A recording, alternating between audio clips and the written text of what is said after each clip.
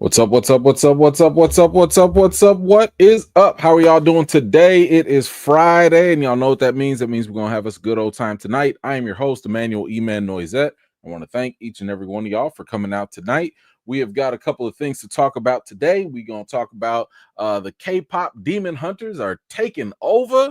We got some Eternals news, and we have I think safe to say an update on the DCU Batman that a lot of people have been talking about. So we will get into all of that. I should let you guys know first off, this will be a shorter show today. I have to go pick up my daughter. She's partying it up, whatever. So I got to go get her a little bit later. So it's not going to be a long show. We're going to go through the topics and then we're going to be out of here. So I'm going to get y'all in and out. But first, let us see who has made it out tonight and give some quick shout outs. Paulette, shout out to you. Hello, thank you so much. Come on through, Ms. Harper. Yes, getting ready for that Labor Day weekend. Indeed. Cannot wait. Mary J, thank you so much for being here. Appreciate you. King Chad, how you doing? Who is this? A plus, A60 plus. Good to see you. Thank you so much. Talented one. What is going on? Let's see. Shar, appreciate you coming through. Nelson is back here. Thank you so much. Gothic Chick is here. Good to see you. My man Lou is here. What's up? Johnny, hello, hello. Leah, hello. Good to see you. We got the homie Tracy Ann is back. Good to see you. What is going on, Treese? Thank you so much for being here. Rock, hello, hello. My man Robert is here. Appreciate you coming through. Let's see. DePaul is here too. Ray Guns, what is up? Mama J is in the building. Appreciate you coming through. Callow, hello, good to see you. My man Taz is back. Good to see you too. What is up, Raymond? Appreciate you coming through. Mad, hello, hello. All the way from across the pond, my man Stamina MC is here. Good to see you. Let's see. RK Green, good to see you. What's up? Ballet, hello, hello. Let's see. Quiet One is here. Appreciate you. Come on through. Tyra, hello. Good to see you. Let's see. Samke, good to see you too. What is up? Anonymous, hello. Appreciate you coming through. Omolara? Okay, I think I got that. What's up? T-Ville, appreciate you coming through. Let's see. My man Theo is here. What's up? My man Tyrone is here too. And Steven and CJ. Man, it's been a minute. Good to see y'all. Appreciate you, Joe. Hello. We got the mod squad being held down by Kristen Pratt. Ty, hello. Good to see you. Latavia, appreciate you. Ride, what's up? My man ILL is here as well. Shout out to y'all. Shout out to everyone that is making it out tonight. I appreciate y'all. And shout out to those watching on the replay. Gang. All right. We got a couple questions. JN, I'm gonna come back to yours at the end. Save that. I will come back to that. Okay. Tracy, I'm gonna save yours for when we talk about that as well. We're gonna get on that topic for sure. So I'm gonna save both of those. All right, let's go into some quick updates and just talk about some news that happened throughout the week. First up, Paramount is in talks to buying the rights to develop a Call of Duty movie. I have no idea what to anticipate with this. Just I've never really gotten into Call of Duty. I've played it, but I'm not like one of those, avid type of players where like I get all into it. I've never been good with first person shooters. I just haven't been. Like I remember back when Halo first came out and my boy would invite me over and we would play and I'd be like, man, can we put the Mortal Kombat in? Can we get the Street Fighter? Can we get the, you know what I'm saying? Like, can we, because that's the way I've always played those games. I never played Call of Duty that heavily or put the Madden on. Okay, let's put the Madden on and let me bust your tail with this hit stick. But anyway, Call of Duty, they're potentially going to make a movie if the rights can actually be bought out. My question for you all is, how do you envision a Call of Duty movie being made, because again, I don't follow the games, so I'm not really sure. Is there a real story? Is there like a main character? What are you going to make this about? How is this going to work? I don't know. I don't know. I'm a little skeptical on this. I'm not saying the game is not popular, because obviously it is, but I don't see how that's going to really work. Y'all let me know if you think anything differently. Let's see. We got another one. We got something else here. Oh, this is from a little DC here. Rainn Wilson, in case you did not if you did not watch The Office, that he played Dwight on The Office. He says here that he would love to play Plastic Man in the DCU and has already talked to James Gunn about it. He says, I've hinted to James several times, like, hey man, you've got to do something with Plastic Man. So, in case people don't know, I mean, Rainn Wilson is hilarious, right? Dude is funny.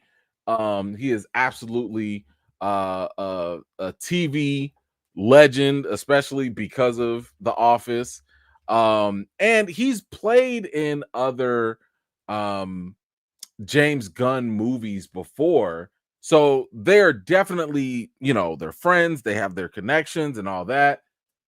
And Plastic Man, I don't know if you want to call him the Deadpool of the DCU. I mean, maybe you could say that. He's definitely a comedic character. He's not meant to be taken seriously. But I don't see this. I cannot see it. Like, Rainn, as much as I like him, my man's about to be 60 years old. Plastic Man, I mean, you can just see, like, he's a younger guy, 30s, 40s at the latest. That ain't Rainn. That's not Rainn. I'm sorry. It's just not. Now Rainn could play something else, but I do think that this has got to go to a younger person. Like, if this was back in the day, I'd be cool with this, right? Like, if this was early 2000s, even mid 2000s, maybe I could see Rainn doing this. This role would have been perfect for Jim Carrey. A young Jim Carrey would have killed this role. I mean, it would have been right up his alley. It basically would have been The Mask all over again. But yeah, that's nice that you want to play that, Rainn, but nah, bro. Nah, I ain't seeing that. Next up, we got a movie update. And the question is, are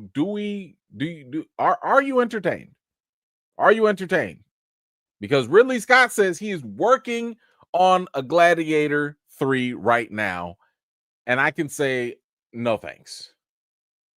No thanks. Gladiator 1, classic, right? Russell Crowe killed it. Classic line. Are you not entertained? That was great. Gladiator 2, not so much. Denzel was great. Denzel held it down. Everything else, blah. Paul Mescal, I'm sorry, don't care. Pedro Pascal, he was all right. But everything else, I'm sorry, it just did not live up to the legacy of what it could have been. And to be honest, if you kind of see how Ridley's been pushing movies out lately, my man is 87 years old. And according to him, he's saying he's able to make movies faster. Yeah, but according to other people that work with Ridley, cinematographers, editors, they like, man, really taking shortcuts. And you could see that in Gladiator 2. So yeah, I don't think we need a Gladiator 3. It was a nice little try, but no thanks. Appreciate you, but no thanks. Next up, we have this movie coming up. I don't know if we watch the trailer. I don't think we did, but it's for that Stephen King based movie called The Longest Walk. I think I have to watch it next week, maybe, or something like that. I don't know. But The Longest Walk, in case you forgot, it's basically this Hunger Games type of situation where 50 boys have to go on this long walk. And if they stop at any time or if they pause, they get shot and they're killed. I don't know what they get at the end, but okay, you know. But here's the thing. Lionsgate is doing something interesting with this movie because it's saying it's hosting a screening for The Longest Walk where customers must walk on a treadmill faster than 3 miles per hour for the whole movie. If you stop, you'll be escorted out of the movie theater. Hold on. What I need to know now is what is the runtime for The Longest Walk? The Longest Walk. What is this runtime? It says no runtime for the movie. You giving me? I don't care about that. It's 1 hour 48 minutes. Listen, that's a long time. That's a long time to just be. See, listen, I mean, I've been in the gym. I've done, like just to keep that pace up. Some people finna get disqualified. I just already know. I know some people gonna get disqualified. Somebody gonna catch a cramp, right? Somebody gonna tweak something. Something's gonna happen. Can we have water? That's what I also want to know. I also want to know, can we stop for beverages? Or, well, I guess you can't stop, but everybody ain't gonna make it. I don't even know if I'm gonna make it. I feel like I could.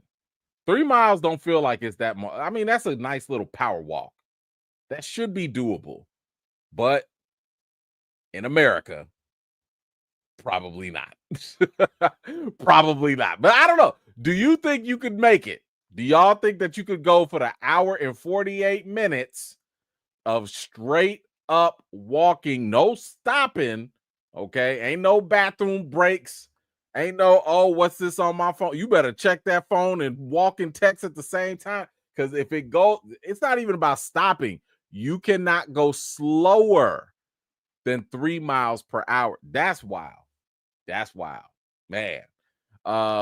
Yeah, movie marathon. I like that. That's smart. That's smart. Y'all let me know, how do you feel about that? Is that something you would try? Do you think you would make it? Hey, listen, if the movie's trash, maybe it's good to stop, right? Like if it's not all that entertaining, I'm out of here. Why not? Maybe it's a win-win. Anyway, speaking of movies, we also have another, probably one of the last movie stars, and I say that very lightly now, Dwayne Johnson, aka The Rock. He says he's been scared to make serious, raw, gritty films like The Smashing Machine.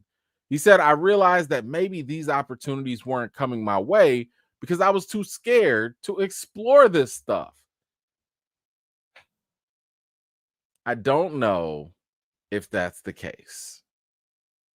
I mean, maybe he was afraid for real because, yeah, like I mean, obviously, when you're one of the highest paid actors in Hollywood, I'm more than positive you're getting scripts sent to you all day, every day, right? People are always coming after you. So if you are not in those type of movies, that's a choice. And it's your choice at the end of the day, right? But I do recall Rock made a movie called Snitch, and that movie was his attempt at being a non-action star type of role. Like that was something where he was a normal guy, even though he was still like huge and muscular. Like it just didn't make sense.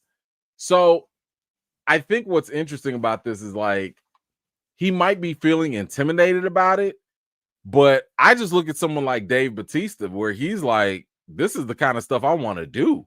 And what did Dave Bautista do? He was like, man, let me go take some acting lessons. And the more he got into it and the more roles he took, the better he got.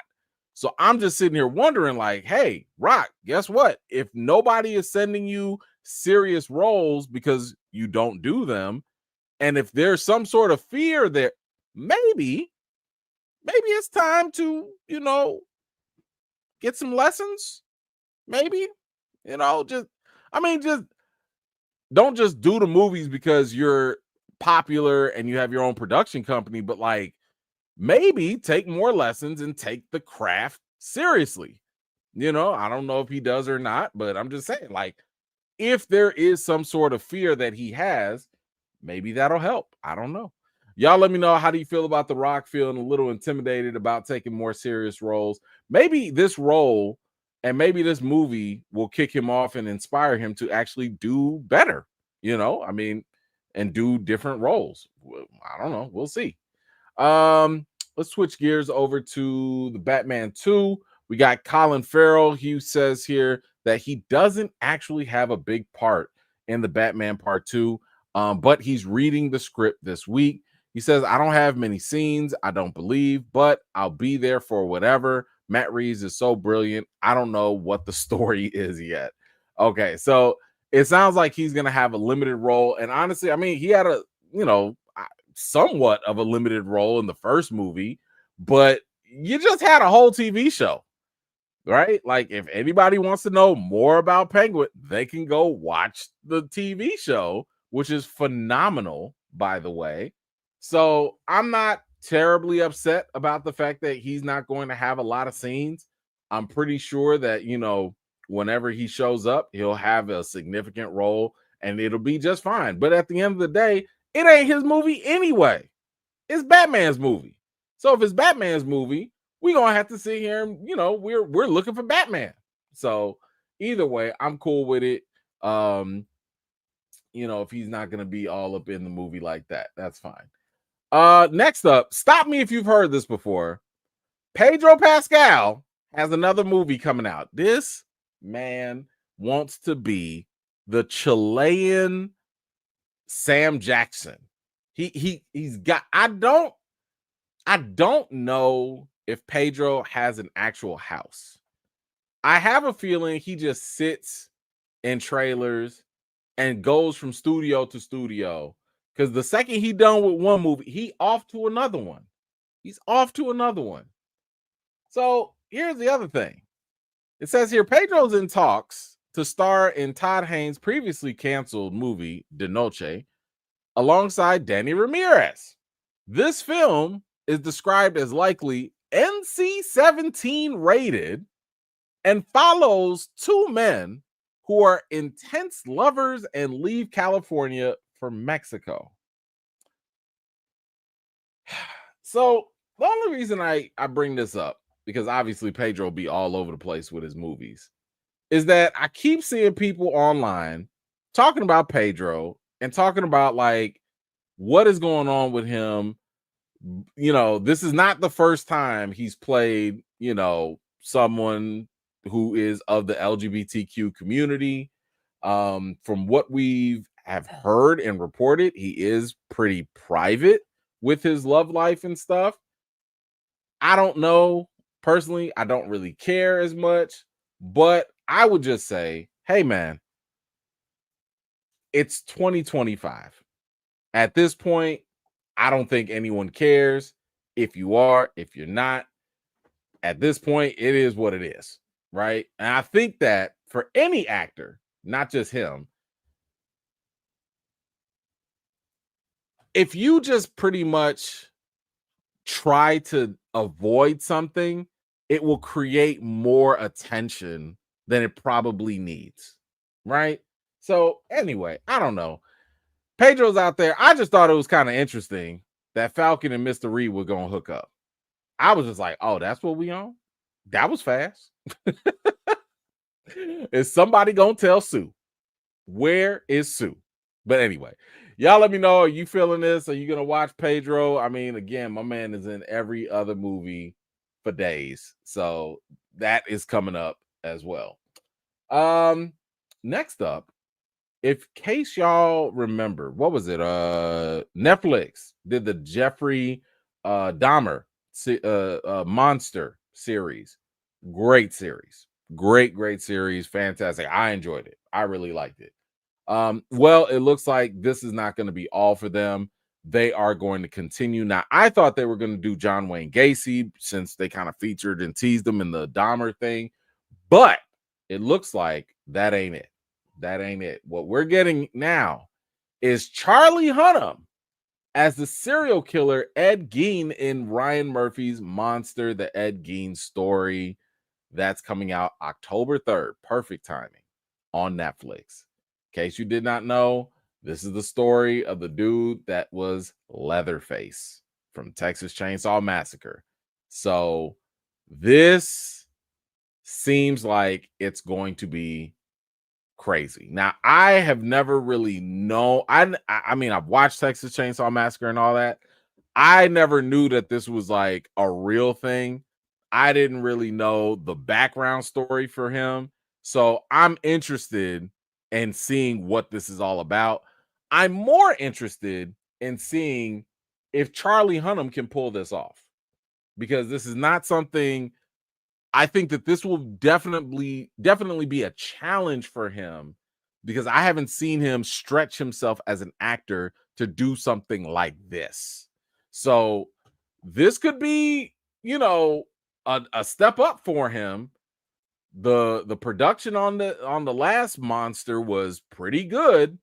So we'll see if this can do something for him too, or if he can add something to it. But we'll see. We'll see. I am interested in that though. That definitely does have me curious. Next up, I don't know why I keep doing this. Maybe it's just because the kid in me deep down still wants Street Fighter to be good. Like I just want a good Street Fighter movie, but I can't avoid like these little updates. But now we got our first sneak peek at Noah Centineo, who plays Ken in the live action movie. All right, I mean, he's got the blonde hair going or whatnot. Okay. Okay, my man, listen, he got the little abs and stuff. He's in shape. I'm assuming he was getting in shape for He-Man, so this kind of worked out for him either way. I mean, my main question is like, okay, you got a six-pack, that's whatever, man. You're talking about playing Ken Masters. Can you do a dragon punch? Can you do the whatever kick, the hurricane kick? Can you do that? But I appreciate the fact that at least he's showing people, hey guys, look at me. I'm in shape for this role. I'm trained.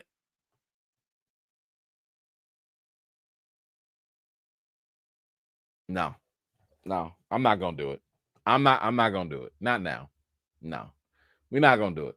It's nice to see actors training for the role. I was tempted. I'm not gonna do it. I'm not gonna do it. Not gonna do it. But anyway, what do y'all think about Noah showing off his Ken Masters look? Feel free to let me know your thoughts in the comments down below. All right. I was close. The temptation was there. It was there.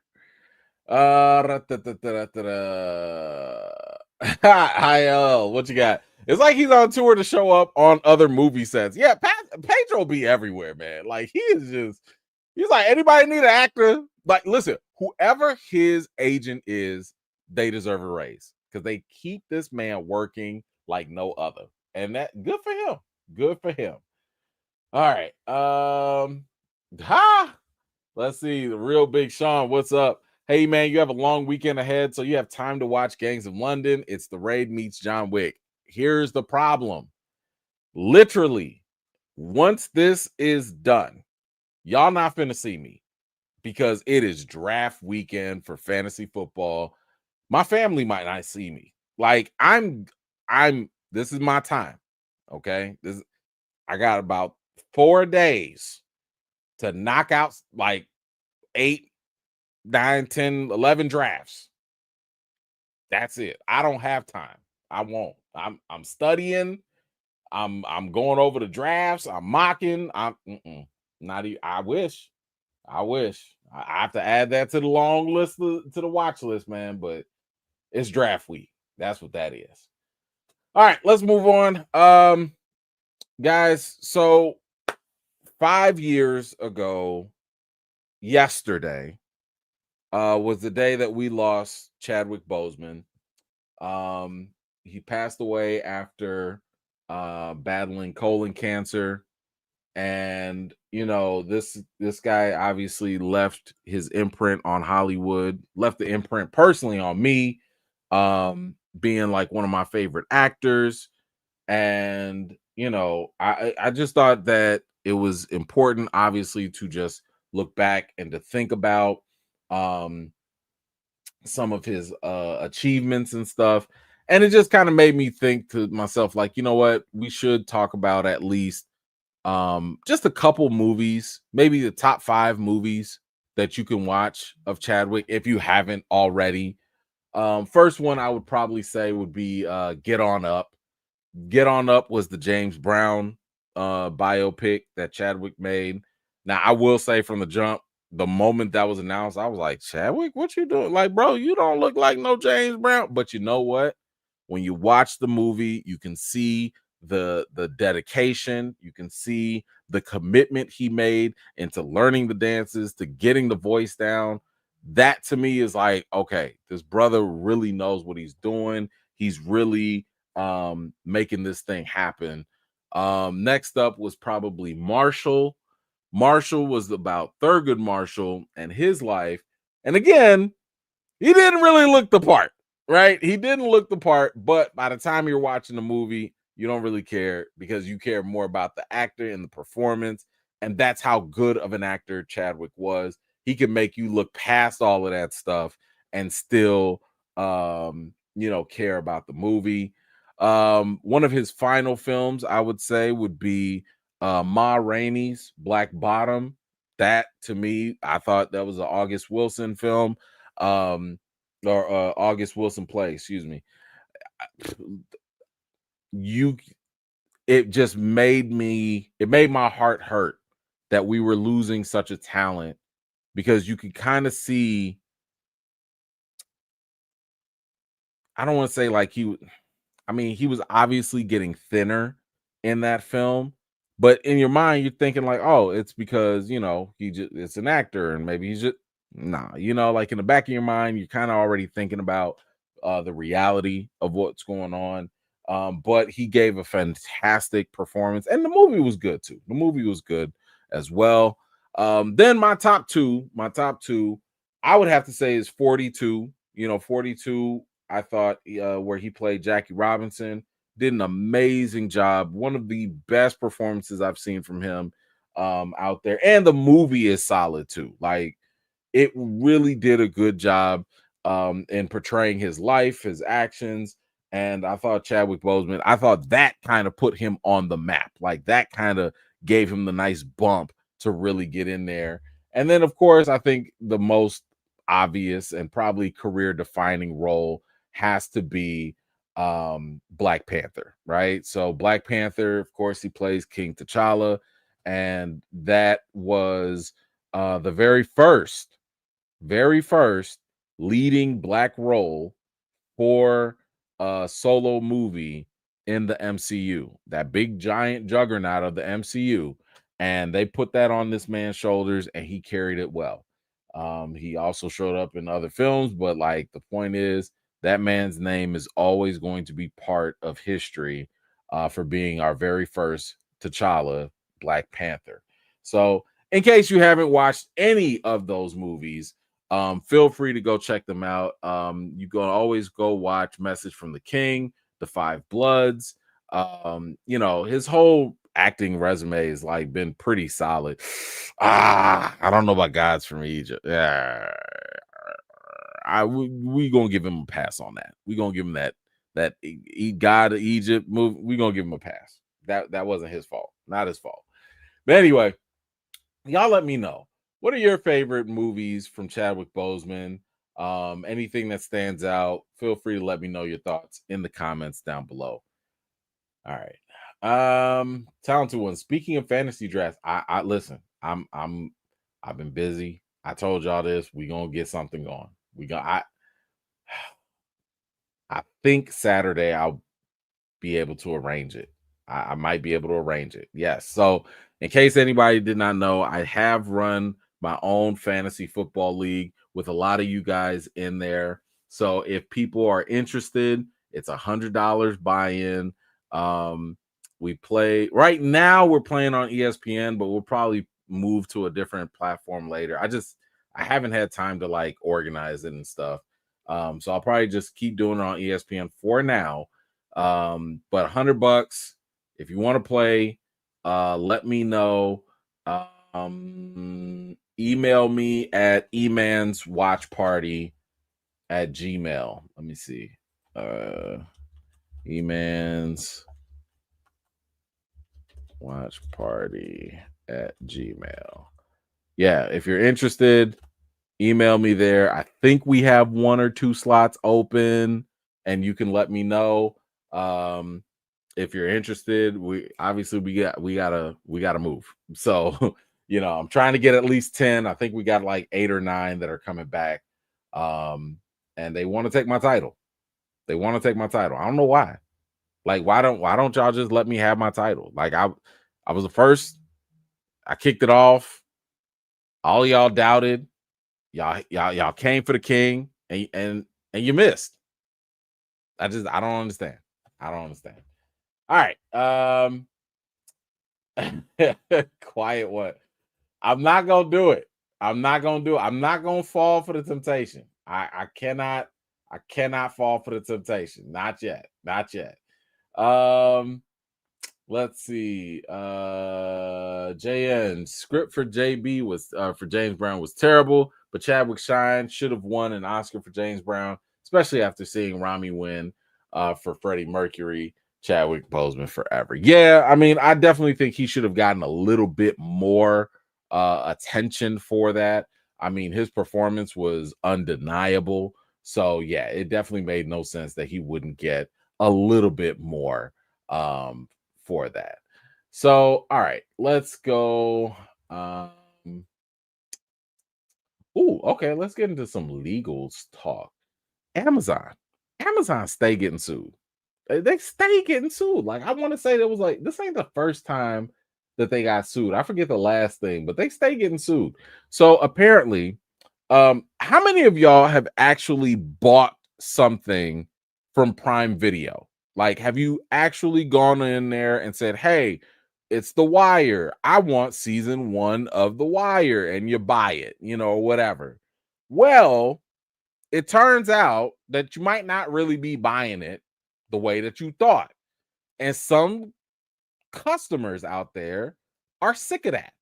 Why? Because that might not be really the case. You think you bought it, but maybe you didn't. And that's where this lawsuit is getting a little spicy. So it says here, a proposed class action lawsuit was filed in Washington federal court against Amazon over a bait and switch in which the company allegedly misleads customers into believing they've purchased content when they are only getting a license to watch, which can be revoked at any time. Yikes. Lisa Reingold, who filed the lawsuit, says she bought Bella and the Bulldogs, Volume 4, on Amazon in May for $20.79, but soon lost access to the title. Whoa. Her $20 went bye-bye. The lawsuit accuses Amazon of misrepresenting the nature of movie and TV transactions during the purchase process.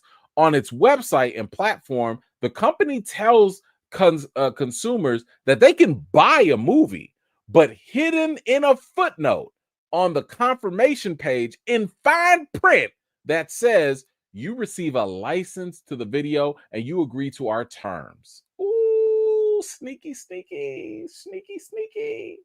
Now here go Amazon. Amazon maintained that its use of the word buy for digital content is not deceptive because consumers understand that their purchases are subject to licenses. Did y'all know that?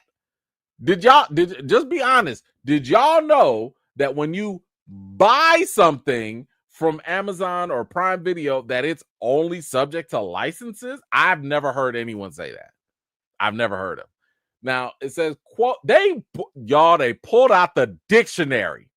Quoting Webster's dictionary, it said that the terms means rights to use or services of payment rather than perpetual ownership, and that is disclosures properly warn that its disclosures properly warn people that they may lose access. The court ultimately rebuffed Amazon's bid to dismiss the lawsuit outside of a claim alleging a violation of Washington's unjust enrichment law. Yikes. So here's the funny thing. And they thought they tried it.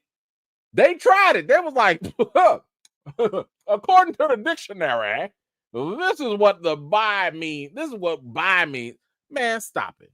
Stop it. Because you could argue, I think, that while that could be the actual, definition of the word, the connotation, right? That might be the denotation, but the connotation of when you buy something, in other words, the common shared idea or interpretation of the word buy means that I give you something and you give me something in return and it's mine. That's it. Because what y'all are talking about is rent or lease. That's what it really sounds like. You really sound more like, oh, you can lease this movie. You can rent this movie for a certain amount of time. And by the way, it might go away after certain. That's fine. Like, just say that. Just say that. Hey, $20, you get season 1 and you can lease it. And whenever the rights expire, you lose it. Just say, if you say that, I think you'll be all right. I think you'll be all right. But sitting here saying buy, nobody goes to a store and says, let me buy this with the expectation that the store is going to be like, time's up. It's ours now. No, if I bought it, I bought it. That's it. Get out my face. They tried it.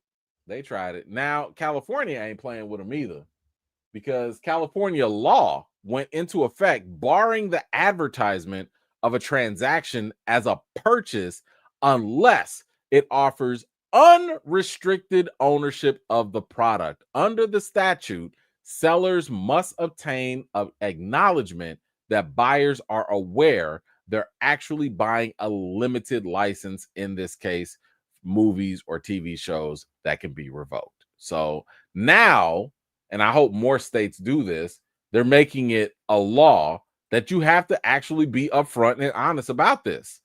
And you know what? Like, yeah, this is not cool. I don't like it. I do hope that Amazon changes their policy, because it is very deceptive, right? Like, anything that you buy digitally, it's deceptive. And it's honestly a better case to be made for buying and owning physical media. Now, I have never really kept physical media. Like, that's not really something I've collected, but I'm starting to think about it now. When you sit here and think about, like, oh, I really want to go back and watch this movie, and I don't know, the viewing platform, the streaming platform you were using goes out of business, then what? What are you going to do at that point? So like, yeah, it's tricky. That is tricky. But y'all let me know, how do you feel about the Amazon lawsuit? Do you side with Amazon? Maybe people just need to read the fine print, or do you think it's a little shady, a little sneaky on their end? Whatever you think, let me know your thoughts in the comments. All right. We have a new update for the Rocky movie. So, in case you forgot, we have a movie coming up about Rocky being made, right? And I've said this before, like, who you gonna get to play Rocky? That's because Rocky, Sylvester Stallone, is so heavily identified with this character. He's been playing the character for like 50 years, you know. So it's going to be pretty hard to just out of nowhere get somebody to play him. Now, I've also said this too. When it comes to recasting and stuff, do not ever be fooled into believing that a studio, after Sly passes away, we will see another Rocky movie. Not this, because this is like the making of Rocky. I'm talking about like we will see a rebooted version of Rocky with another actor. And you know what? Seeing is believing, because we have our new actor who's going to play Sylvester Stallone's Rocky, and it's this guy right here.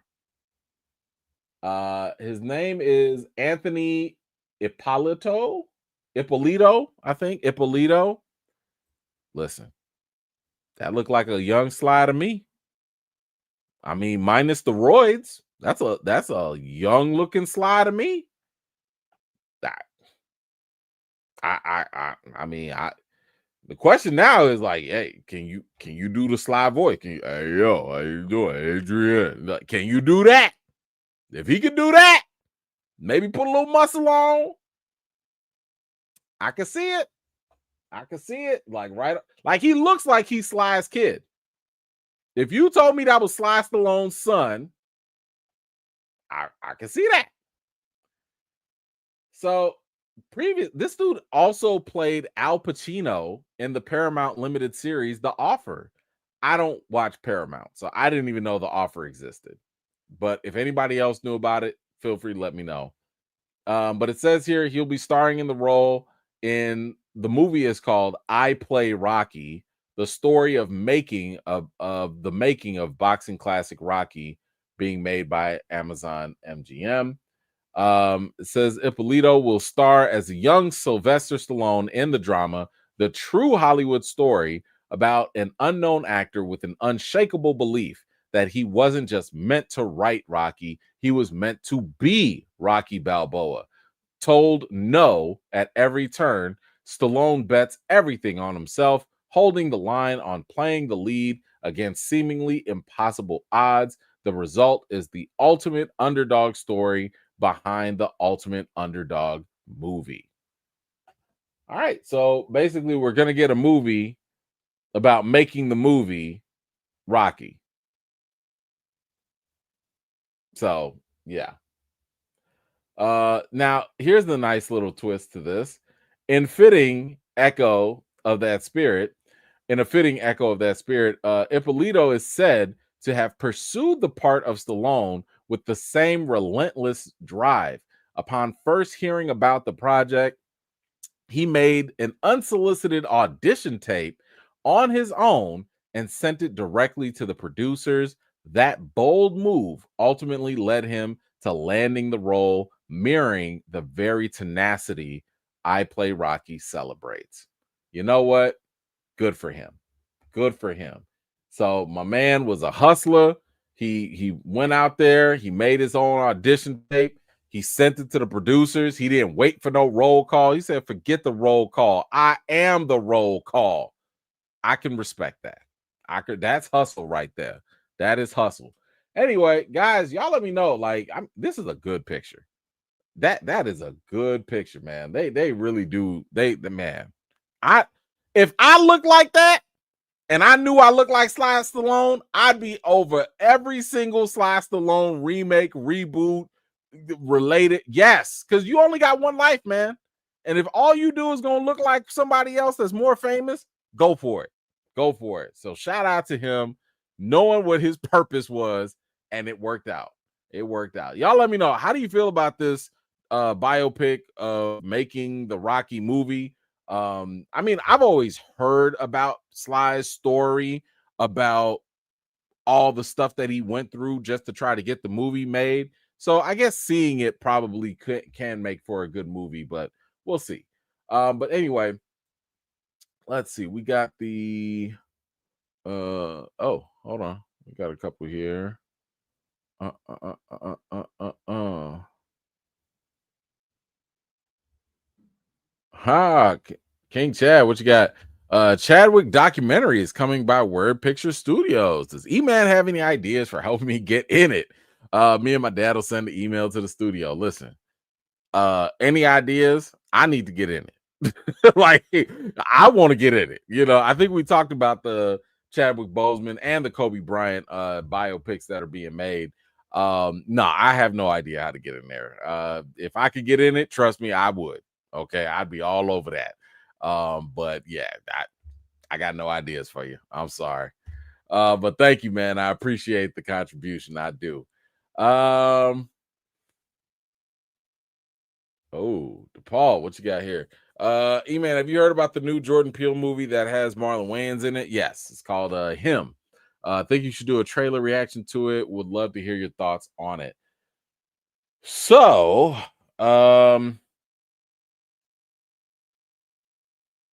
I think I tried to upload the trailer, but it was hitting me with the copyright, so I couldn't, anytime a new movie comes out, I try to see if YouTube will play nice with me.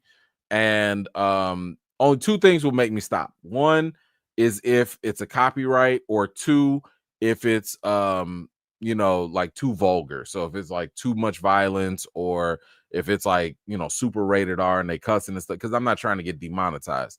So I believe this one had a copyright on it, but I do have a couple of concerns. One is I just got the invite to see the movie, and it's like a day before it comes out.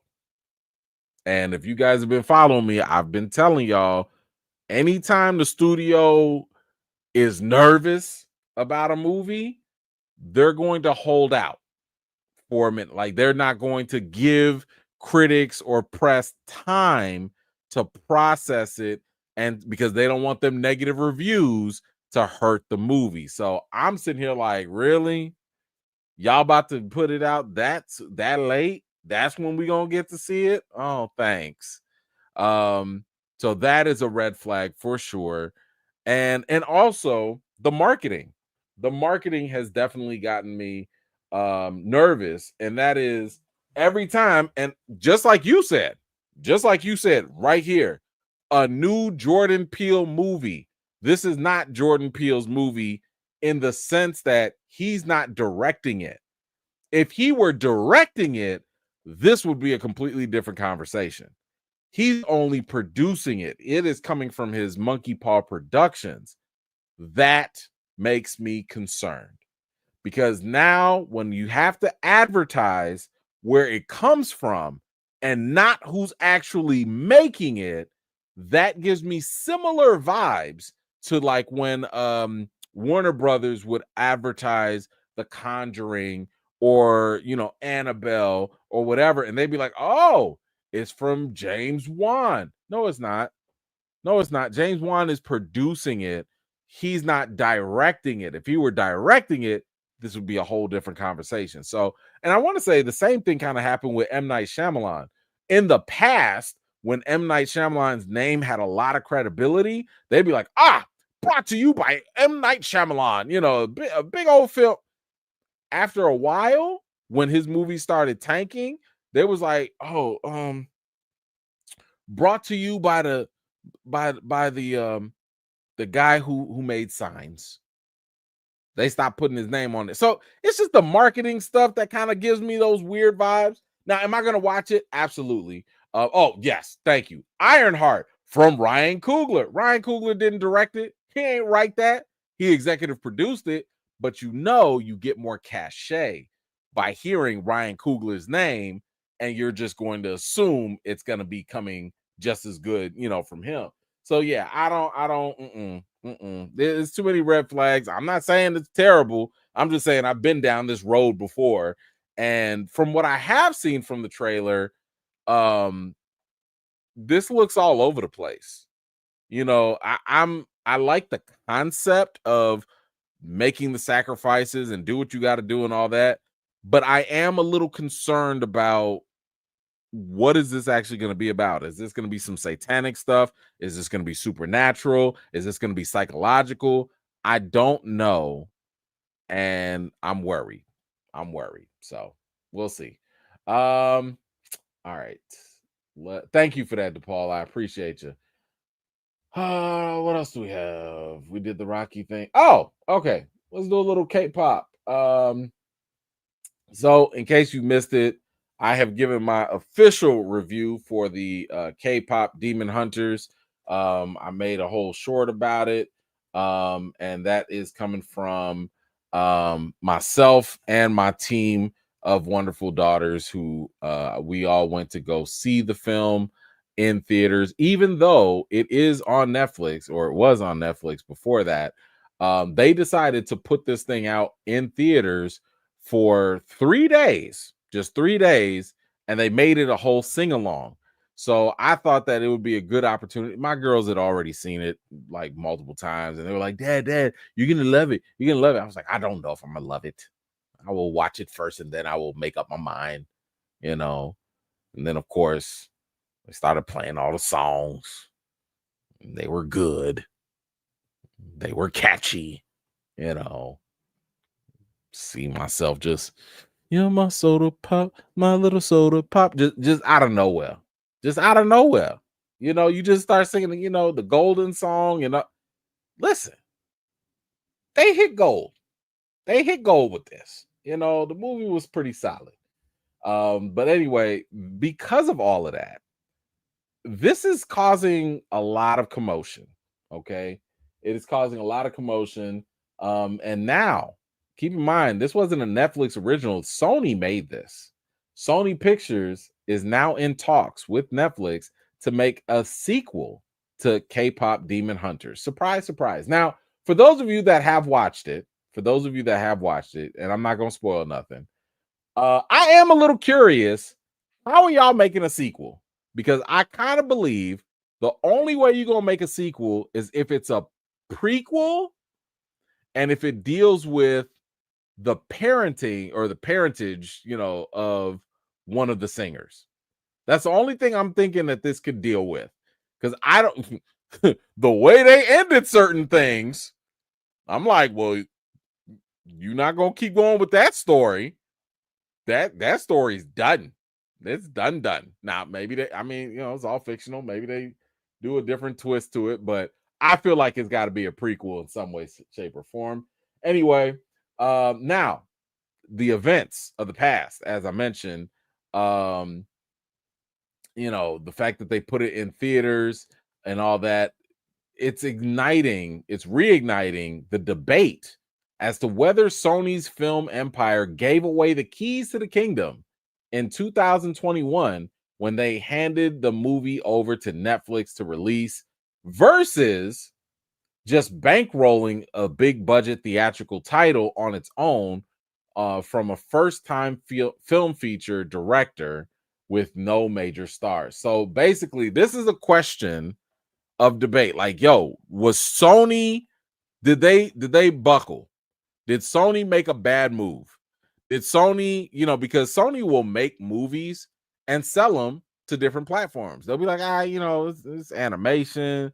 Ain't nobody really checking for it, man. Netflix, Amazon, which one of y'all want this? All right, here you go. Right. And here's the thing. On one side, that's not a bad idea, because if you don't have a streaming platform of your own, you can still make money by selling all these thirsty streaming platforms your movies. Make the movie, earn a cut. It's not a bad idea, right?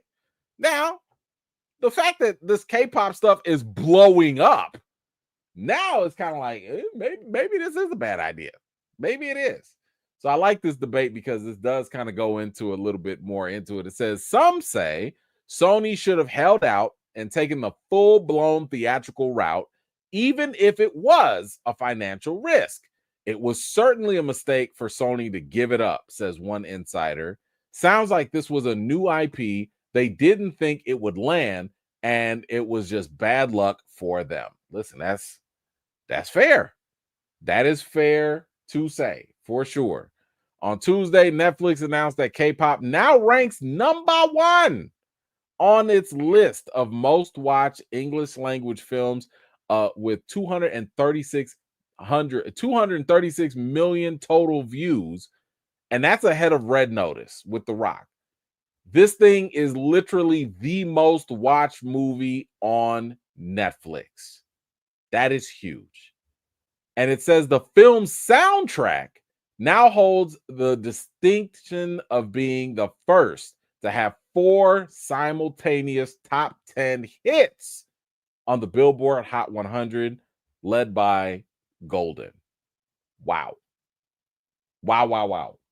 One source says kids are watching Demon Hunters again and again, or 6 to 8 times on average. And I can attest to this because I know for a fact my kids were probably the reason why they are now number one. I'm pretty sure this is why they're number one. Pretty sure. So the question is, like, was this a good idea or bad move by Sony? Let me tell you this. I think that this was a smart move by Sony. Now, hindsight is 2020, but think about it like this. Let's say Sony were like, oh, you know what? Let's make this animated movie. We're going to put $100 million into this, and we're going to put it in theaters. Well, maybe with the right marketing, some kids might see it. Some might ask their mom or dad to go take them to go watch it. Maybe. Or maybe it just dies. Maybe it just goes into the theaters that nobody's checking for. Nobody got time for this. The kids might not even see the advertisement. Where would they? On TV? Who's watching TV nowadays? Everybody's on social media, or they watching stuff on, different on the internet. This thing might have lasted for like a week, maybe, versus you sell it to the number one streaming platform. And I could tell you this, Netflix is probably the greatest advertising platform that there can be because everybody checks Netflix. It has the number one list of subscribers. And Netflix, when something comes out, they make sure you know. The second you turn that TV on and you go da-dum, you're gonna see K-pop, Demon Hunters, blah blah blah. If they got something to promote, it's right in your face. I think putting this on Netflix was a great marketing tool, especially, and you can prove this with the fact that they doubled down by putting this in theaters for only 3 days. It was a limited time for something that was already on Netflix, that already got promotion. And even me, I'm sitting here like, I don't even know. I haven't watched this. I knew without even watching it that this was something that my kids would like to go see. So I took them to the theater, paid money to go see something that was only in there for 3 days. And all they did was add words to the screen so you could sing along. That's it. And then I'm feeling like a dummy too. They put it right back on Netflix. The sing-along version that I thought was so exclusive, they put it right back on Netflix.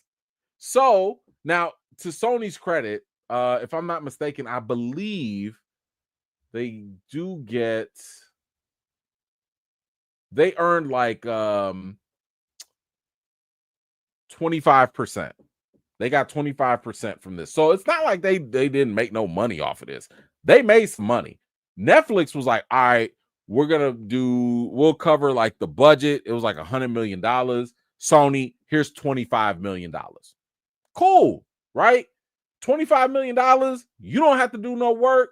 Your thing is popular. Cool. Now, don't be dumb. You better sign a much better deal with this sequel, right? But I think this was great marketing. I think it was great marketing, especially because it's animated. When it's animated and it's new and nobody really knows whether it's going to be good or not or anything like that, streaming might actually be the better thing to do, at least to get it in front of the kids. Put it in front of kids. The kids will come to the parents. The parents are going to fold like we do, and we'll go pay the money later in the theaters. And that's probably the other key. Go put it in theaters right after. Make it a little bit more special. Be like, oh, we're going to do it with bonus features. Do something like that. But anyway, K-pop Demon Hunter is entertaining. It is fun. If you haven't watched it, feel free to go check it out. Like just on some fun stuff. Just feel free to go check it out. I think you'll be all right with that. All right, that's it for that. Feel free to let me know your thoughts about that in the comments down below. Let's see. Tracy, what you got? Your girls love them. So K-pop Demon Hunters, right? I'm 50 and love the movie album. Yeah, I said it. It's for kids, adults, tigers, all of that. Yes. Facts. It's yes. Like it's kind of hard not to like the movie. Like it's they hit all the right points. Like the music is good. The story, you know what? And it's funny. It's actually funny. Like they actually got some good jokes in there. It's a good movie. It's a good, solid movie. Thank you so much for that.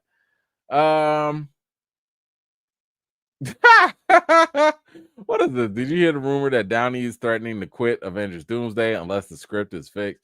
I have not heard that, but at the end of the day, like, whatever. Like, first of all, if I were him, sir, you're already getting paid $1 billion. You'll be all right. You will be all right, I'm sure. But yeah, I haven't heard that. I have no idea how reliable that is. Whatever. I now here's what I would believe. I would believe that being the franchise player that he is, if there are issues with the script, I'm pretty sure he can push people in the right direction to get things together. I can see that. That part, yes. Threatening to quit on his payday? I don't know. I don't see that happening. Let's see, 60 plus. What you got? My granddaughter loves all the K-pop songs. Whenever she's at my house, that's all she wants to watch and sing along with. She watches all their YouTube videos and knows all the songs. She's 9. Yes, my 8-year-old was literally watching the YouTube videos. Now I was a little, I don't know how I feel about it because she over here like, oh, I like mystery. I'm like, you can't even see his face. What do you like about him? You can't see nothing about him, but I guess it's better than liking Abby dude with all the abs and stuff. Cause that, yeah, I don't need y'all looking at all this no more. Like, we ain't gonna be no more soda pops. Okay, no soda pops are done. Y'all done anyway. Yeah, so I understand. I understand where she's coming from. All right, what else how are we looking on time? Okay, she ain't calling me yet. Yeah, I don't care about that. Let's talk about the Cobra Kai creators. So Cobra Kai was pretty solid, right? Like I've only watched a little bit of the first season, but I could tell this was a solid show, and it's been something that a lot of people have praised. A lot of people have felt that it's a success, right? And that's cool. I mean, it ended and all that, but the question was kind of like, all right, so what's next for the Cobra Kai creators? Because like it was kind of a risk taking a 1980s Karate Kid type of property and basically giving it new life. That was difficult. Well, it looks like they have another challenge on their hands because they're still going to go back to them 80s and they want to bring back Knight Rider.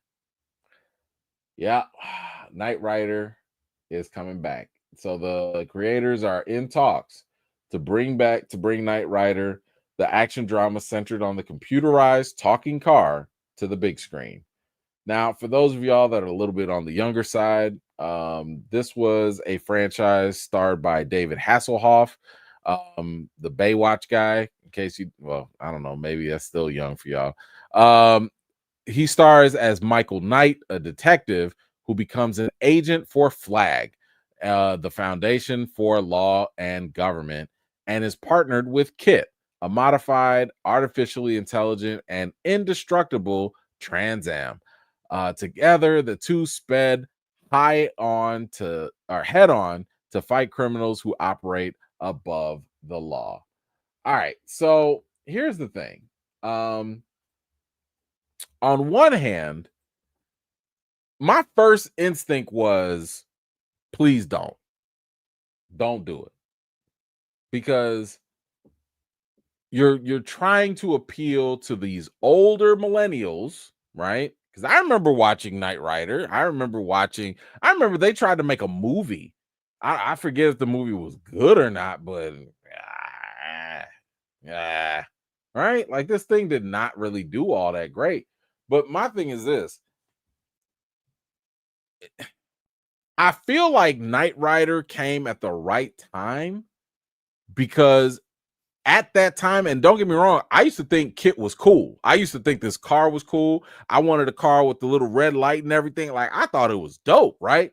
But today, you talking about that's a Tesla, right? Like, that's a Tesla in 5 years or something like that. Like, that's not, we are too far in advance. We're too far advanced with our technology where something like this could look appealing. And that's where I'm a little curious as to, I'm not going to say that this is going to suck, but what I would question is, how are you going to push this? I feel like that's going to be the real challenge.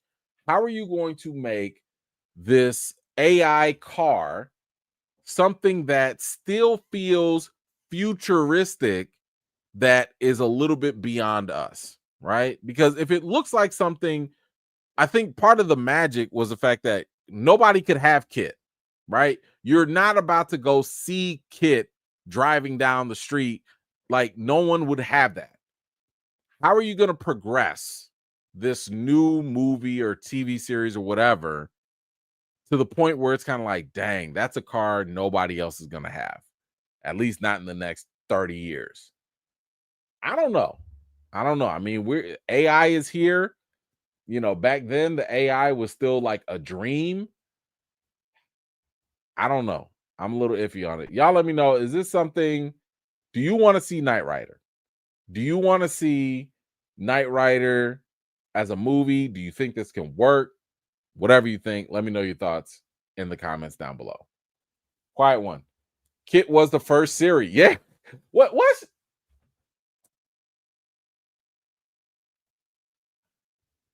I want I want to say there was another one.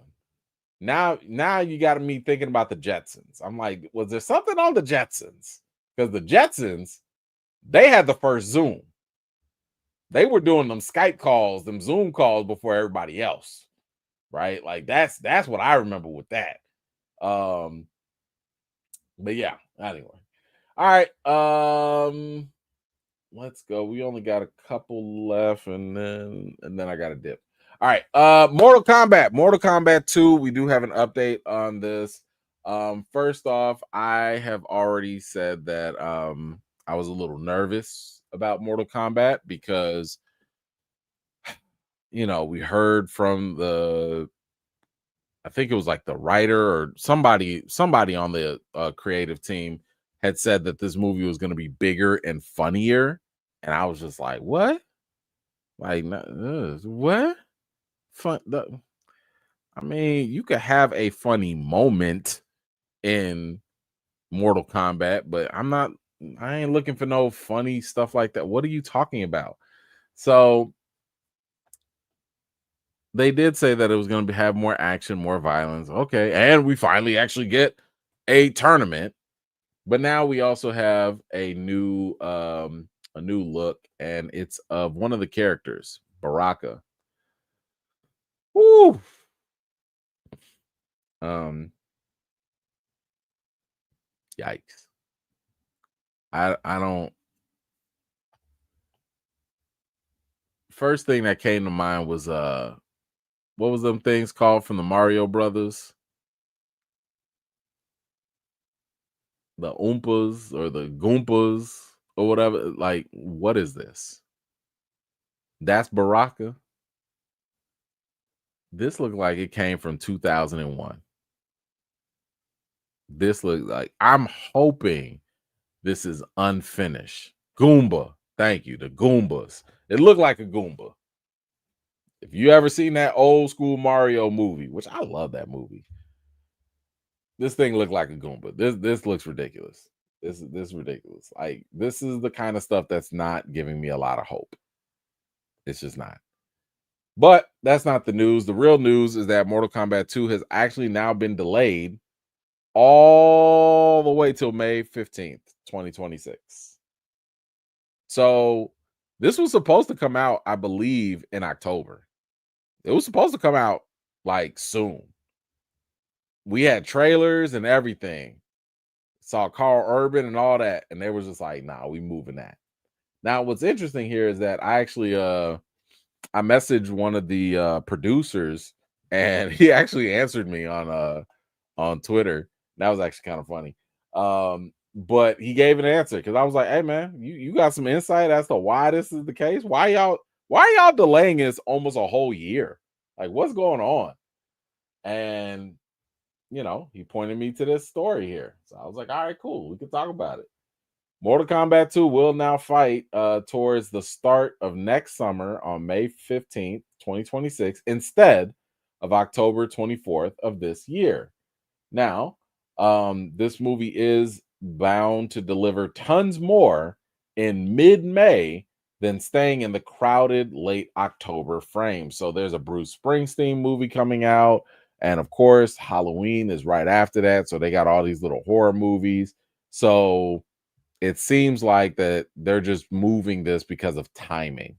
They don't want to be in a crowded theater with all this competition. I mean, I guess personally, I don't see the people that want to go see the Bruce Springsteen movie being the same people that are going to go watch Mortal Kombat. I'm just saying, I don't see a big crossover with that, but I don't know. Maybe if they think that it's going to be easier in mid-May, good luck.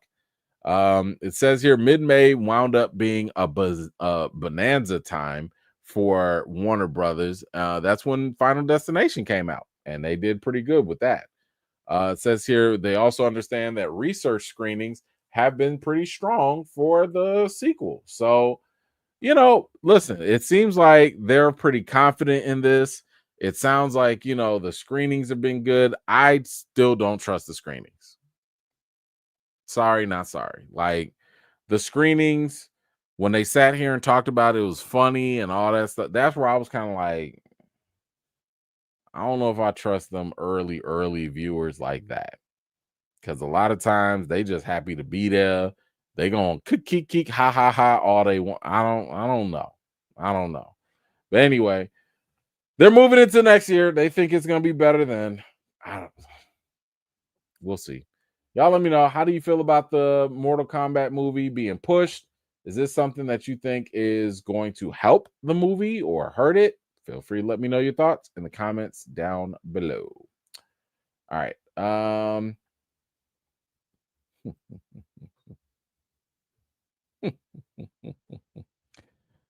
Let's get dangerous.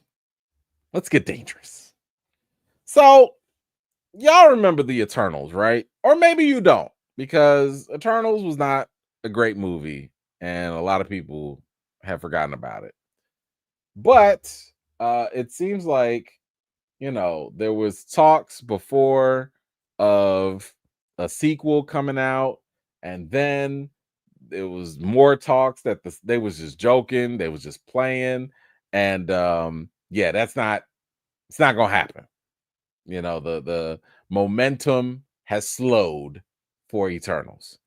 So Chloe Zhao, who is about to make another movie soon, she was asked about, like, what was the difference? What did you learn, from Eternals versus like the new movie and so on and so forth? Because keep in mind, the movie was pretty divisive. Like, there were some people that liked it, some people that didn't. I do not agree that, I think some people were a little too harsh on it. I think that was kind of a problem. But overall, I understood where they were coming from as well. Anyway, we have Chloe Zhao kind of weighing in on the whole issue. Says here, she recently told Vanity Fair that there were not a lot of limitations when she was directing her Marvel movie Eternals, which she called a dangerous thing, While the comic book tentpole managed to gross 402 million worldwide in a still pandemic era, it is widely considered among Marvel fans to be one of the worst MCU movies. Now, again, I'm like, Thor: Love and Thunder is right there. Captain Marvel 1 is right there. Y'all need to chill out. Y'all need to chill out. I mean, I'm just saying it's not the worst. It's definitely not the best. But the worst? Come on now. Come on now. Now she said, now it goes on to say Eternals had like an unlimited amount of money and resources. It did?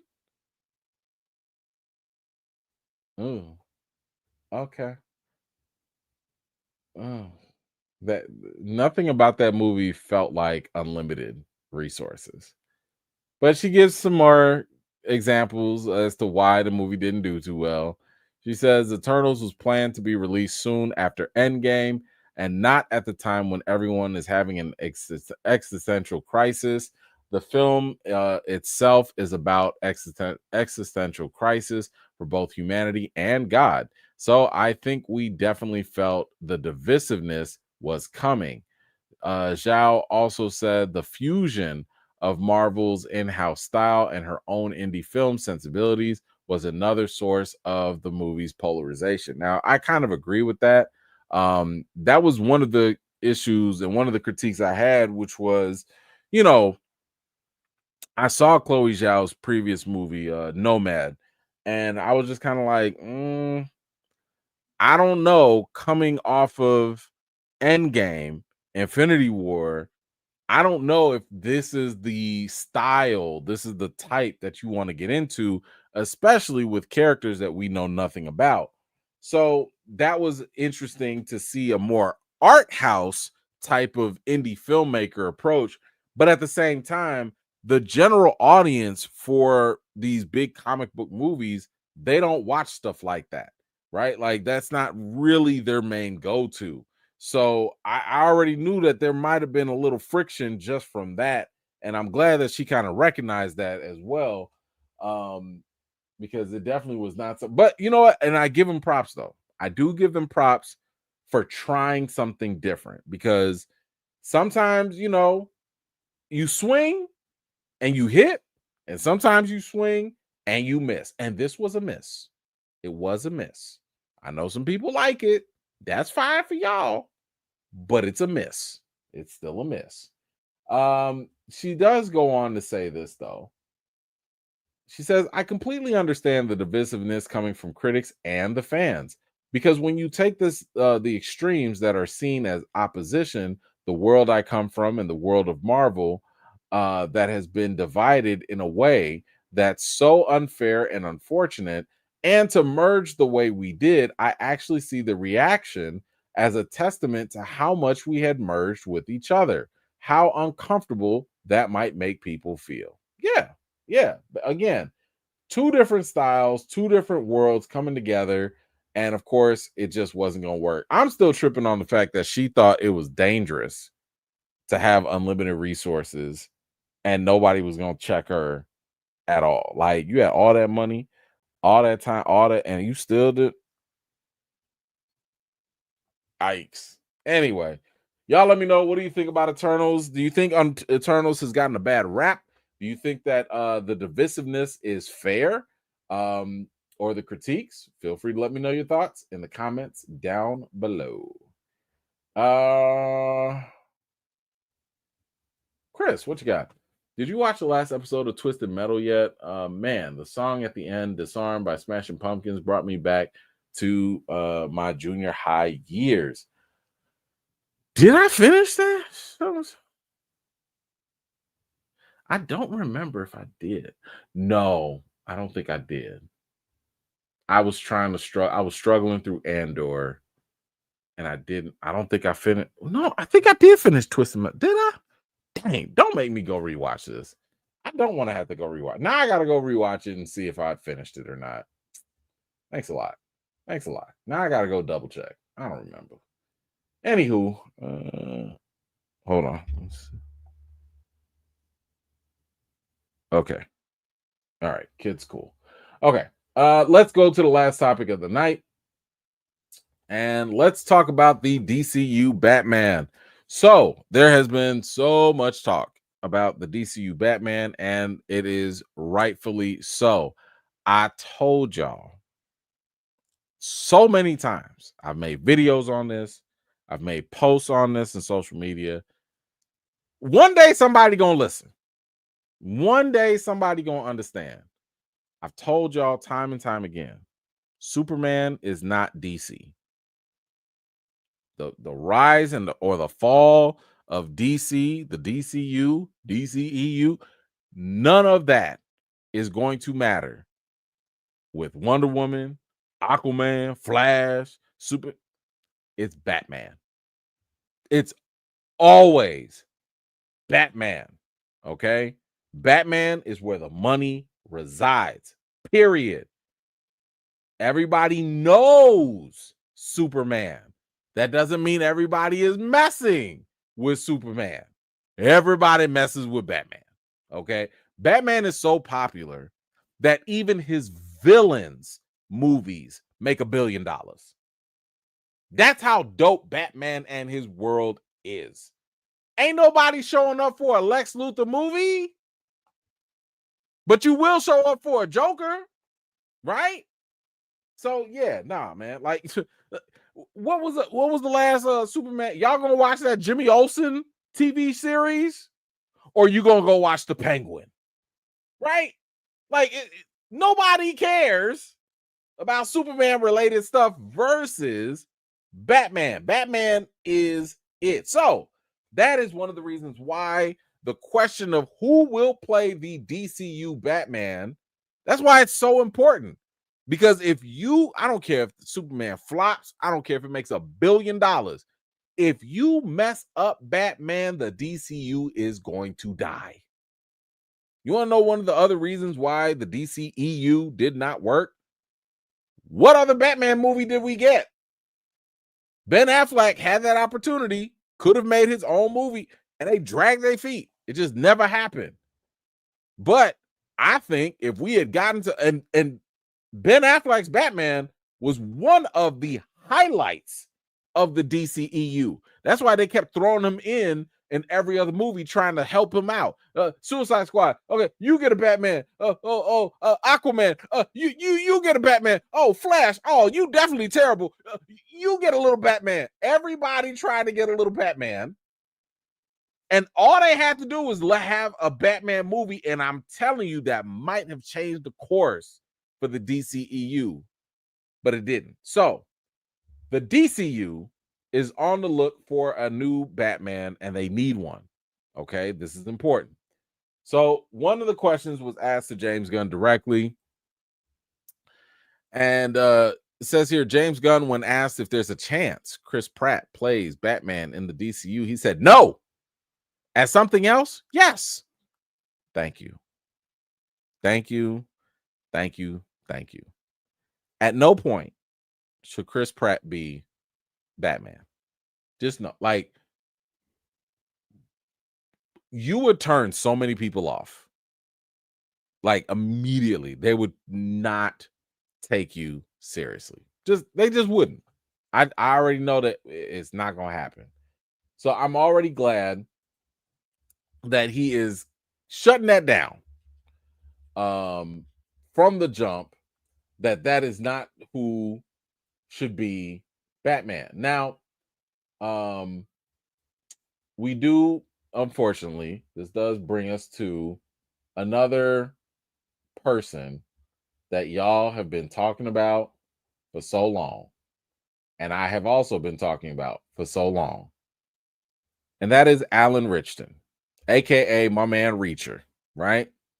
So there has been a long conversation online about, we want Alan Richardson to play the DCU Batman. And why is that? And this is why I always have to help people course correct. I have to help y'all.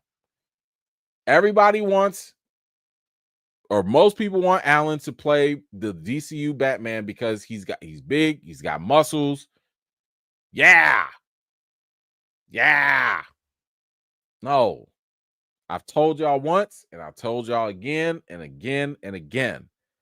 You do not look for an actor to play a role unless the ability, the talent is the first qualifier. The mere fact, nobody online, nobody, I'm telling you, go search it right now. When people say Alan Richardson Batman, they're not talking about his talent. And again, I'm not even trying to trash on the man because I like Alan. I think he's a great actor. I'm just saying no one is leading with that. No one is saying, oh man, because Alan performed this way, he can transition very well as to being Batman. No one's saying that. Y'all just like a big shiny dude, with muscles. Like that's terrible. That's superficial. And I've already told y'all this too. He's too big of a person. Unless he lost a lot of weight, which I hope he doesn't because he needs that to keep playing Reacher, it's not going to look believable. You can't have no 6'3", big swole, 260-pound muscle-looking dude walking around Gotham and nobody puts two and two together that he could also be the 6'2", 6'3", 260-pound dude in a Batman suit. What? It's not going to work. It's not believable.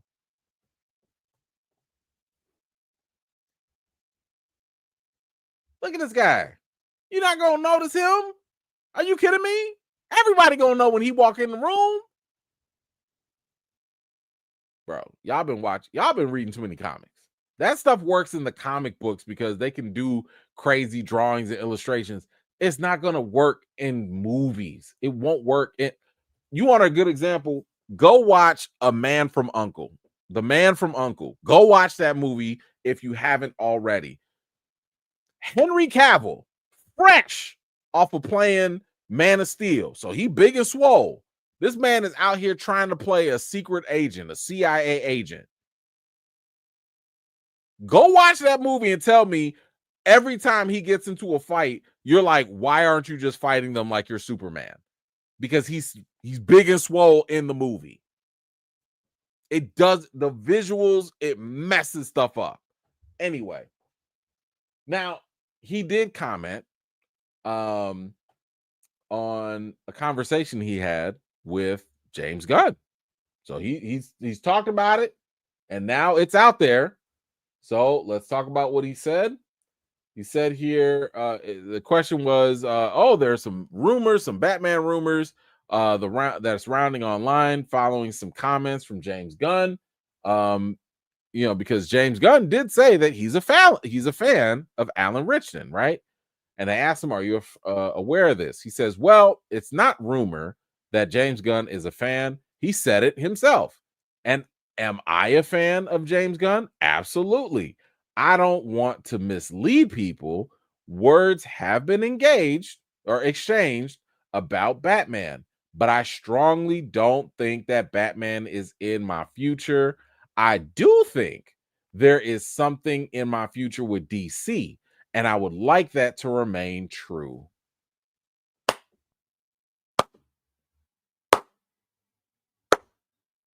Yes. Yes. Good. I'm fine. Here's the thing. I'm glad that he is pouring water on all this fire the internet keeps putting out there about him playing Batman. Now, don't get me wrong. I'm sure he would love to play the role because, he's a fan of comic books and the stories and stuff. And he's played Aquaman before, by the way, in Smallville. Matter of fact, he said here, there might be a future for me in the DC.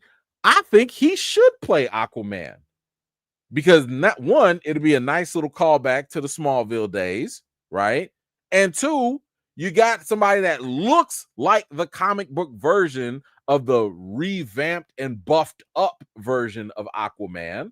So that would work, right? Aquaman is he's swole, right?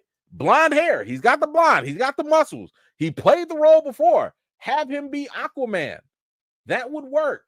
And it would also solve the same issue that Zack Snyder was trying to solve with casting Jason Momoa, which was Aquaman was a joke. Aquaman was the butt of a lot of DC jokes, with his little communication with the fish and talking to the fish and stuff. So they cast Jason Momoa for his looks, and that's a perfect example, by the way, of being miscast.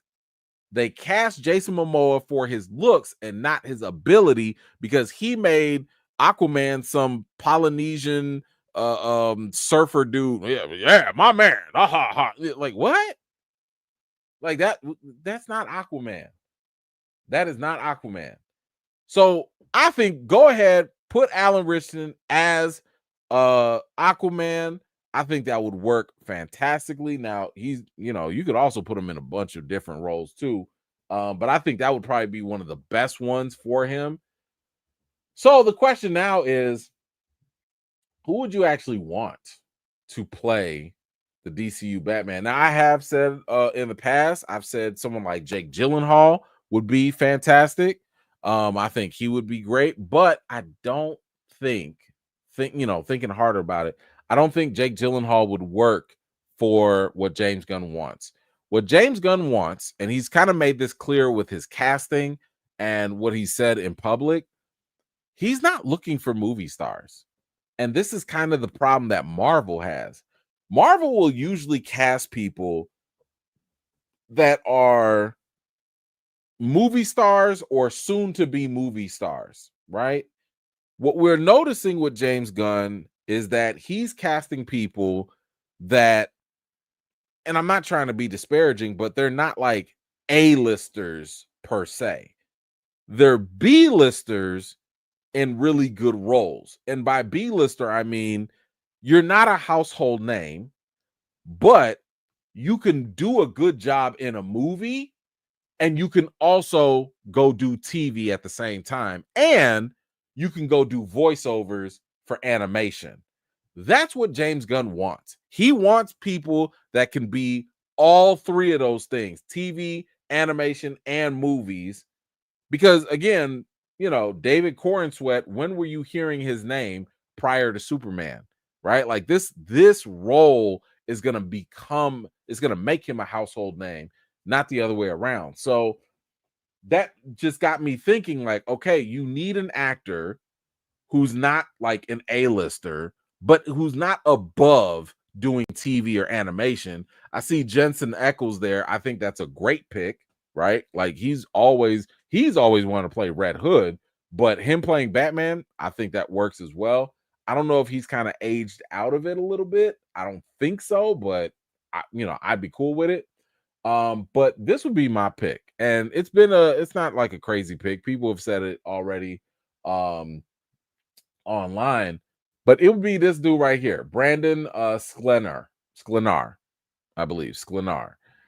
Um, Not really like a household name, but quality actor. If you want to see his work, I wouldn't even be able to tell you like all the stuff he's been in, but I remember watching him in Drop. Drop, by the way, fun little movie. Make sure you go check it out. He plays the date. He plays the date of the main character, and I was just like, "Yo, this dude is he's a decent actor. Like I could see this." So and look at this. Like when you scroll down and you see, like he's got like the little. I could see a Bruce Wayne here, right? He's got the little gruff look. He just has to shave a little bit.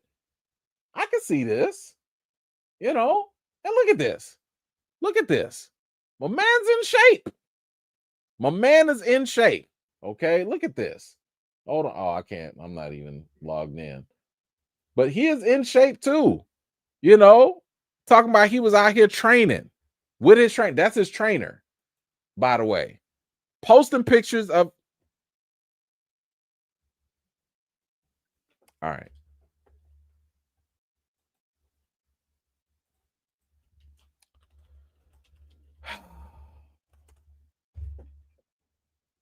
What's he doing?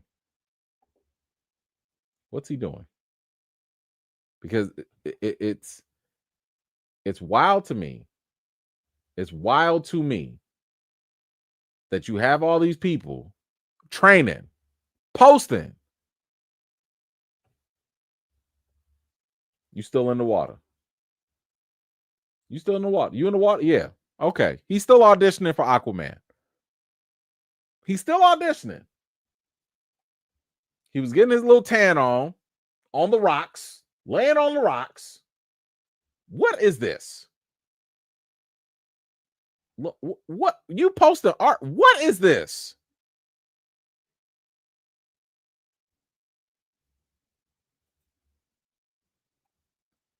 I don't want to hear nothing about how much he wants this role.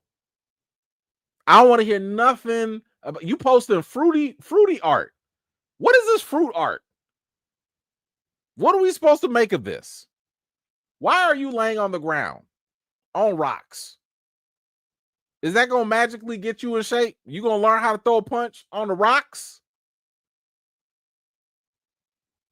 But this is what I'm talking about. At least, like, I ain't even saying you got to post everything. My man is like, yo, I'm in the gym. I'm in the gym. I'm out here. I hear people talking about I could be a Batman or something. Put some respect on these abs. I can play the role. Look at that with the trainer and look at this on the rocks with some fruity pebble art. What are we doing? But you want to play Iron Fist. Sir, go home. Go home. I'm done. He pissed me off. I'm sorry. Anyway, guys, what do you think about who should play the DCU Batman? It looks like Alan Ritchson is not in the running. I am ecstatic. I am happy because I think he would be a better fit as Aquaman or someone else. I've already said Brandon Sklenar, I think, would be a fantastic pick for this role as well. But you guys let me know. Who do you think should play Batman in the DCU? And why is Finn Jones laying on a rock? Y'all let me know. All right. That's all I got. Feel free to let me know those in the comments down below. I got a couple here. Let's see. ILL. Val Kilmer was a good Bruce Wayne Batman. That was in the wrong Batman movie. Facts. He was a great. And by the way, people always try and bring this up whenever we talk about recasting. He was a recast of Michael Keaton, the GOAT. He was a recast of him. So that was the same Bruce Wayne. And I thought that was a perfect recasting. Like they just looked and the same and all that. Yeah, it was just unfortunate that the movie was trash. But I thought Val Kilmer was a fantastic Batman. But yeah, you're absolutely right. Terrible movie. Quiet One. They can save him for Bane in the DCU. They could. I mean, the only thing though is,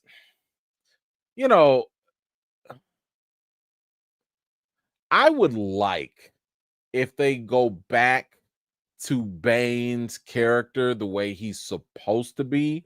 He's supposed to be of Hispanic heritage. So I would like for them to find like a big swole guy, of that origin, just because, I think that'd be kind of cool that way. But if he wants to play, he has the size to play Bane. He absolutely could do that too. Could. ILL. Could you see James Marsden from X-Men play Batman? The president from Paradise.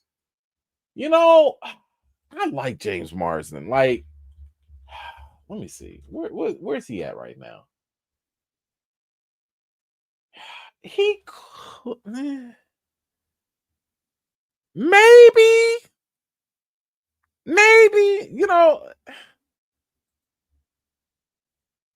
So I'm gonna say no, only because I think he could have played Batman maybe 10 years ago.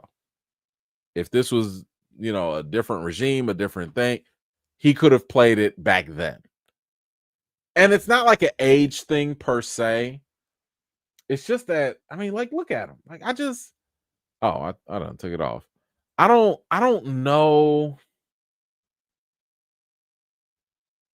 I don't see the crazy in him. I don't see the crazy. Because Batman is crazy.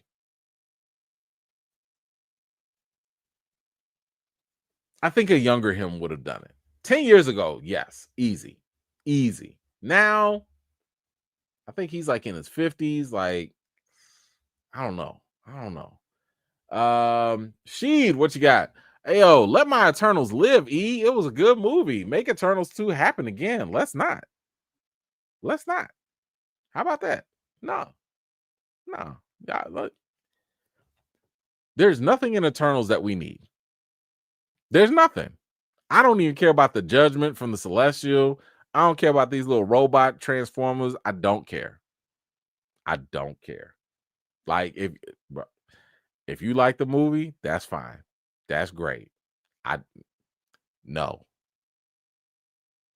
If anything, here's the wild thing. Even in the comics, the Eternals were boring. Even in the comics. I mean, like, I remember before Eternals came out, I said to myself, you know what? Let me actually go read the comics, because I didn't know a lot about them like that. And when I tell you, that thing put me to sleep. Like, I'm reading the comic and I was like, who thought this was a good idea? Who? There are so many other things we can put our time and attention and resources into. Eternals 2 is not it. I'm sorry. It's a sinking ship. That ain't it. It's not it. Puma, Finn is going to show up at your house soon. Why? For what? Listen, let him show up. Let Finn show up. You know why? I got some weights downstairs. We can go push some weights. We can go lift some weights. Tell him to come. Tell him to come on over. I got some dumbbells. I got a bench. I got some jump ropes. We gonna get to work. How about that? Let him come. He ain't finna do nothing. What's he gonna do? Draw me some art? Like, what? Come to my house and do what? Take a picture of him sleep? Ain't nobody scared of Finn. Bro, your name is Finn. What? Tyrone, what you got? Anthony Mackie could be the new Batman. See, now you're playing. I should have read that ahead of time. I'm sorry. I shouldn't even have clicked that. I shouldn't have clicked it. My bad. That's on me. I messed that up. I'm sorry. JN, what you got? What's up, E-Fam? E-Man, you get the opportunity to choose 3 projects to get greenlit and the stars in the film. What projects and actors do you choose aside from Black Panther 3 and Blade? Why you take the good ones away? Okay. First of all, and I'll stick to the comic stuff just because it's a little easier. Let's get that Blue Marvel movie. And I would actually put Aldous Hodge. I would put Aldous Hodge in a Blue Marvel movie. I would do that. And then for the DC side, I'm gonna do 2. One, I'm gonna do Icon. For those that don't know who Icon is, he's basically this alien that crash lands on Earth, and he takes the first form of what he sees, and it was like black people, right? So he decided to take the form of black folks. I want to say they were slaves at the time, and he ended up becoming like a lawyer, something like that. So I would do that. I think that would be pretty cool to do an Icon movie. Let me see. Do we have that? Oh, and I would cast Jonathan Majors. I'd put Jonathan Majors to play Icon. I think that would actually be a perfect and easy match. I'm pretty sure, people have fan casted that before. But if you look at the character, hold on, where is he at? Let me get it here. Yeah, like how was this not Jonathan Majors? Right? Like like that's an easy slam dunk right there, So I could totally I would do that. And then last but not least, I would do Static. You know, Static Shock to me is a $1 billion movie in the making. And they messing around by not making it. Like I saw something, I saw an interview with James Gunn, and he was kind of talking about it. He was like, yeah, we like Static. Ha ha ha. I'm like, listen, if I'm talking to James Gunn, straight up, I'm like, stop playing. Stop playing. Whatever you need to talk to David Zaslav or whoever, whatever you need to do. I don't care if it's character rights. I don't care if you gotta buy them out, whatever. Y'all need to understand, when black people tell you that they want something and you give it to them, you will be rewarded for that.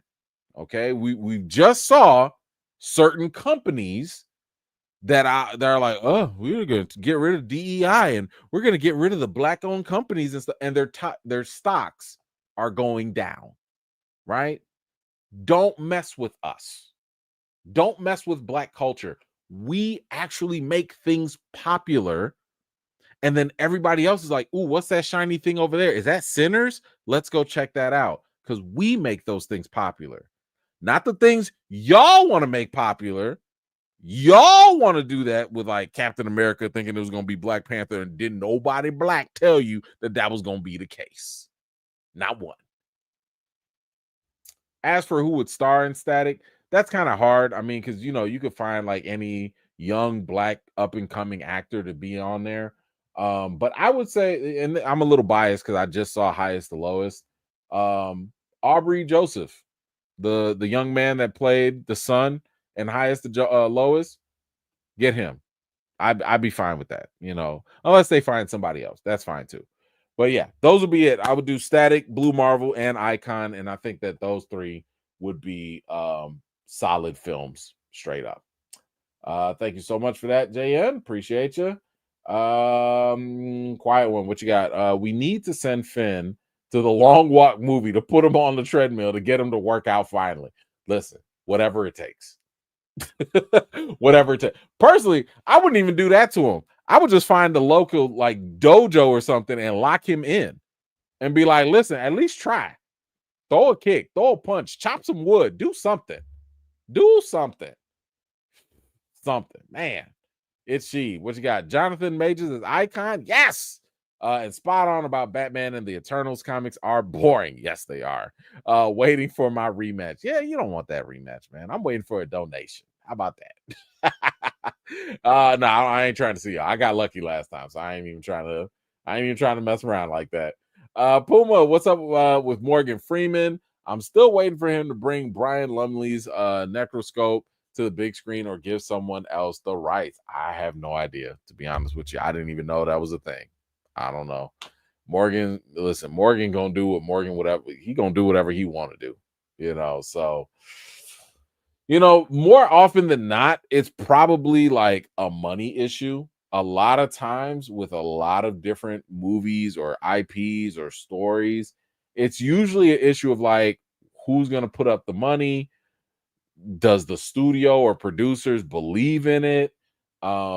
I know Danny Glover, he's been trying to do a Toussaint Louverture, Haitian Revolution movie for decades. He can't get the money. It's a whole issue. So 9 times out of 10, my guess would be it's a money issue. That usually holds up a lot of production like that. But anyway. All right, guys, that's it. That's all I got for tonight. Thank you so much for hanging out with me. I appreciate it. I have to go get the babies. And I think I gotta walk the dog too. Yeah. Anyway, we will be back, I think, on Wednesday. We are talking about Alien Earth. If you are watching Alien Earth, I'm telling you right now, do not miss episode 5. Don't miss it. Episode 5 is fire. It is fire. Do not miss it. Go watch it. Go catch up. We're not playing around. Episode 5. We have things to discuss. We have a lot of things that we need to discuss. Okay. All right. Okay, guys, that's all. I want you guys to have a fantastic weekend. Be safe out there. You know the routine, wash your hands, wash your butts, and everything in between. Until next time, see you guys later.